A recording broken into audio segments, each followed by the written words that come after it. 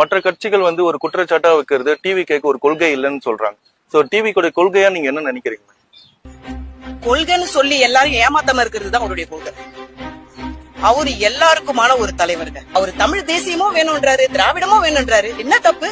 ஒரு ராணுவ வீரன் கிட்ட போய் நீ தமிழை பத்தி பேசணும்னு அவசியம் இல்ல, திராவிடம் பேசினா போதும். இந்தியா, நான் ஒரு இந்தியன், அவ்வளவுதான். ஆவான் எந்த ராணுவ வீரனாவது முஸ்லிம் வீரனு தமிழ் வீரன் அப்படியா சொல்லிருக்கோம்? நம்ம இந்திய ராணுவ வீரன், சிப்பாய், படை வீரன், போர் வீரன், இப்படிதானே பேசிட்டோம்.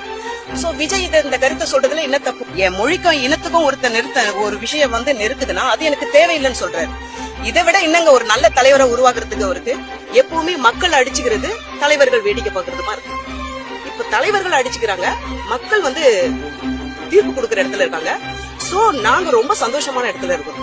இதுதான் உண்மையான அரசியல். அடிச்சு மோதிட்டு ஒருத்தர் நல்லது செய்ய வரும்போது அவங்கள நீங்க எதிர்க்கிறது இதெல்லாம் நாங்க பாத்துட்டு தான் இருக்கோம். நாங்க எல்லாம் எங்களுடைய 60 கேமரா 70 கேமரா தான் பிக் பாஸ்ல பாத்துருப்பீங்க.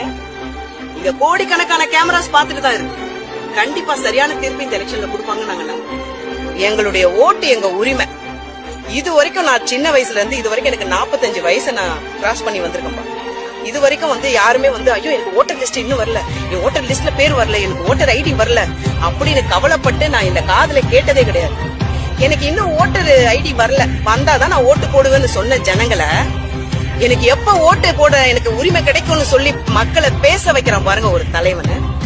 ஏன் அவர் வந்து அந்த கண்டிப்பா நல்லது தானே. எப்ப நான் இது நம்ம உரிமை, இது நம்ம கடமைன்னு ஒருத்தன் புரிய வைக்கிறானோ, இவன் ஒரு நல்ல லீடரா வர்றதுல மக்களுக்கு ஆட்சேபனை இல்ல போது மாற்று கட்சியினருக்கு ஆட்சேபனை இருக்கிறதுனால எங்களுக்கு ஒரு பிரச்சனையும் கிடையாது. நம்ம இந்திய தேசத்தை வரைக்கும் பொறுத்தது பாத்தீங்கன்னா மக்கள் தீர்ப்பு தான் மகேசன் தீர்ப்பு.